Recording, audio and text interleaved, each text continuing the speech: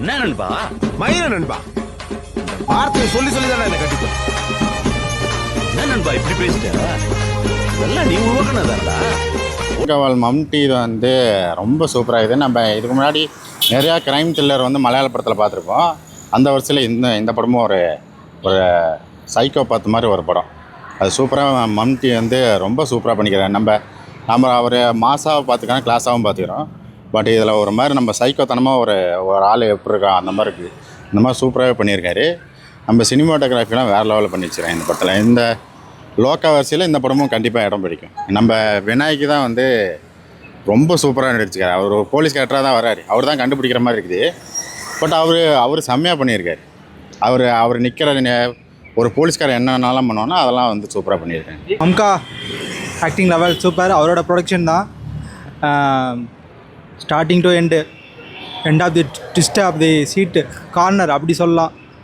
ஏன்னா ஒவ்வொரு ஃப்ரேமுக்கும் ஒவ்வொரு ஸ்க்ரீன் பிளேக்கும் அவசரமாக இருக்குது. அடுத்து என்ன நடக்க போகுது அப்படிங்கிற ஒரு இதுதான் போயிட்டுருக்கும். கதை வந்து பார்த்திங்கன்னா தமிழ்நாடு பார்டர், கேரளா பார்டர், அதில் அங்கே நடக்கிற மாதிரி இருக்கும். இங்கே நடக்குந்தா அங்கே போவார், அங்கே இருந்தால் இங்கே வருவார், அப்படி மாற்றி மாற்றி போயிட்டுருப்பார். ஆனால் இவர் ஒரு முக்கிய புள்ளி அந்த டிபார்ட்மெண்ட் லெவலில். ஒரு சைக்கோபாத் கதை மாதிரி தான். நம்ம போர் தொழில் மாதிரி இது வந்து பார்த்திங்கன்னா ஒரு லைனில் சொல்லியிருப்பாங்க, இவர் வந்து இப்படி ஒரு கேரக்டர் தான் அப்படின்னு.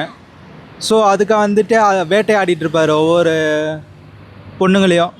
அது கொஞ்சம் தான் எனக்கு வருத்தமாக இருக்குது. ஏன்னா நம்ம சப்டைட்லேயும் சீனையும் அட்டன் டைமில் பார்க்குற மாதிரி இருக்குது. அது நம்ம எதை ஃபாலோ பண்ணுறதுன்னு தெரியல. ஏன்னா இது மலையாளத்தில் இருக்கிறனால சப்டைட்லையும் சேர்த்து தான் சில டைம் ஃபாலோ பண்ணுற மாதிரி இருக்குது. அதனால் அது மட்டும் கொஞ்சம் கஷ்டமாக இருக்குது, அவ்வளோதான்.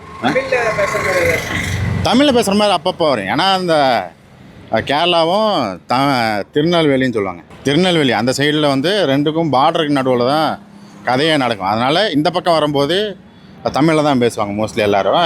இன்வெஸ்டிகேஷன்லாம் நிறையா நடக்கும், அப்போல்லாம் தமிழில் தான் பேசுவாங்க. அந்த பக்கம் போன வாட்டி தான் கொஞ்சம் மலையாளத்தில். ஏன்னா அந்த பக்கம் விநாயகம் அவர் வந்து அந்த பக்கம்லேருந்து வரனால அவர் மலையாளத்தில் தான் பேசுவார். மற்றபடி இது இந்த பக்கத்துலலாம் தமிழில் தான் பேசுவார். ஸ்க்ரீன் பிளே அவசரமாக இருக்கும், எடிட்டிங் அதே மாதிரி. அவங்க ஸ்க்ரீன் பிளே மட்டும் எப்படி அவ்வளோ கிராண்டாக தெரியுதுன்னு தெரியல. பார்க்கும்போது நார்மலாக தெரியுது, பட் ஸ்க்ரீனில் பெருசாகவே தெரியுது. டைலாக்ஸும் சரி, எமோஷன்ஸும் சரி, எல்லாமே கேரி பண்ணிட்டு போயிட்டாங்க. ட்விஸ்ட்டு நிறையா இருக்குது. கட்டு வந்து நிறையா கட்டு இருக்கும். அது புரிஞ்சுக்க கொஞ்சம் நார்மல் ஆடியன்ஸ் கொஞ்சம் கஷ்டம். விநாயக் வந்துட்டு பார்த்தீங்கன்னா ஒரு கமல் மாதிரி அந்த ஒரு கேரக்டரில் அப்படியே போயிட்டார்.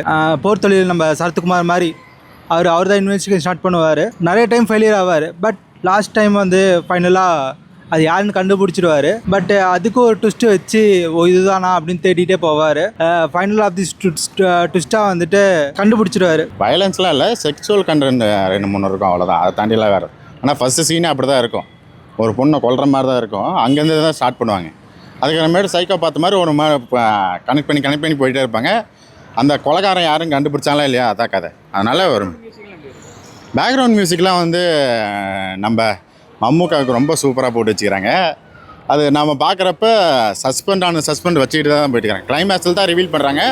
அந்த ரிவீலிங்கும் நல்லா இருக்குது. இன்னும் சில பேர் வந்து கதையாக சொல்லுவாங்க ஒரு இதை. இதில் எல்லாமே விஷுவலாக தான் காமிச்சிருக்காங்க. அந்த விஷுவலாக பார்க்கும்போது ஒரு கதை கூட ரொம்ப சூப்பராக இருக்குது. ட்விஸ்ட்டு கிளைமேக்ஸ் மட்டும் நான் எதிர்பார்க்கல. அவ்வளோ சீக்கிரம் கண்டுபிடிச்சிருவாங்களான்னு நான் வந்து அப்படியெல்லாம் கண்டுபிடிப்பான்னு யோசிச்சு பார்த்ததில்ல. ஒரு மாதிரி சூப்பராக கிடச்சா ஃபைனலாக முடிச்சு. மலையாள படத்தில் எப்பயுமே மோஸ்ட்லி க்ரைம் எல்லாமே வித்தியாசமாக தான் இருக்கும். நம்ம தமிழில் தான் அப்படி பண்ண மாட்டேங்கிறாங்க. தமிழில் பண்ணால் இன்னும் நம்ம தமிழ் ஆளுங்களாம் செம்மையாக பண்ணுவானுங்க. பட் ஆனால் மலையாளத்தில் ஒரு மாதிரி டிஃப்ரெண்ட்டாக பண்ணி வச்சுருக்கேன். மியூசிக் வந்துட்டு மும்காக்கு தான் வச்சு செஞ்சுருக்காங்க. நம்ம இங்கே ரஜினிக்கு வந்து அனிருத்தை வந்து ஸ்பெஷலாக எப்படி போடுவாரோ, மும்காக்கு வந்துட்டு அங்கே ஒருத்தர் ஸ்பெஷலாக போட்டிருக்காரு. ஒவ்வொன்றும் வந்து ஒரு சஸ்பென்ஸு, த்ரில்லிங்கு, ஒரு கொஸ்டின் மார்க்கு தேடுற மாதிரி ஒரு பிஜிஎம் மாதிரி தான் போட்டுருக்காங்க. ஃபுல்லாகவே நல்லா இருக்குது. மலையாளத்துக்கு இதுவும் ஒரு பெரிய வெற்றி படமாக இருக்குமா? மலையாளம் அவங்களாம் எப்படி தான் யோசிக்கிறாங்கன்னு தெரில. சின்ன கதை தான், பட் அதை வந்து கிராண்டாக காட்டுறாங்க. அதுதான் இந்த எடிட்டிங், ஸ்க்ரீன் பிளே, ஸ்டோரி, இந்த 3 மட்டும் ஸ்ட்ராங்காக இருந்தால் போதும். அது மட்டும்தான் நம்ம தமிழ் இண்டஸ்ட்ரியில் இப்போதைக்கு இல்லை.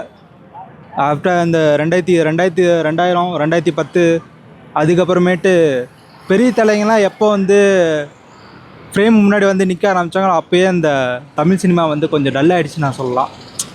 ஸ்டோரிக்கு இம்பார்ட்டன் கொடுக்கறத விட மணிக்கு இம்பார்ட்டன் கொடுக்க ஆரம்பிச்சிட்டாங்க. அதனால் இப்போ எல்லாமே மலையாளம் பக்கம் எல்லாம் போயிட்டுருக்காங்க. மலையாளம் சின்னதாக இருந்தாலும் அந்த ஸ்டோரி, ஸ்க்ரீன் ப்ளே, எடிட்டிங் 3ம் வச்சு விளாட்றாங்க. எனக்கு தெரிஞ்சு இது மலையாள படம் தான் ஃபஸ்ட்டு வரும்னு நினைக்கிறேன்.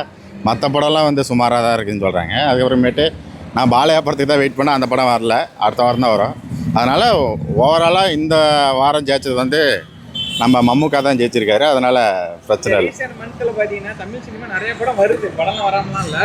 ஆனால் அவ்வளோ பெரிய ஹிட்டாக முடியலாம், சின்ன படங்கள் தான். ஆனால் ஹிட்டாகலையே, அதை பற்றி என்ன நினைக்கிறீங்க தமிழ்? நான் அது கொஞ்சம் வருத்தமாக தான் இருக்குது. ஏன்னா நம்ம ஆளுங்க எல்லாமே ரிலீஸை நம்பி விளாண்டுட்டு இருக்கிறாங்க.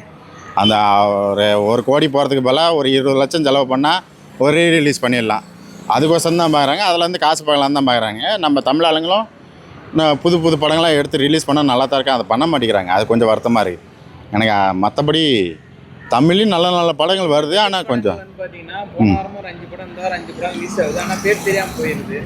ஆமாம், இதெல்லாம் மலையாள படம் ஓவர்டேக் பண்ணிட்டு போயிட்டே இருக்குது. அது மாட்டு மாதக்கணக்கில் வருஷக்கணக்கிலலாம் ஓடிட்டு இருக்குது மலையாள படம். நம்ம தமிழ் படம் ஏன் அந்த மாதிரி ஓட மாட்டேங்குதுன்னு தெரியல. அதனால் நம்ம ரிலீஸை நம்பாமல் புது புது டைரக்டர்ஸ்லாம் வாய்ப்பு கொடுத்து, நல்ல நல்ல கதைகள்லாம் வாய்ப்பு கொடுத்து பண்ணாங்கன்னா கண்டிப்பாக ஓடுன்னு நினைக்கிறேன்.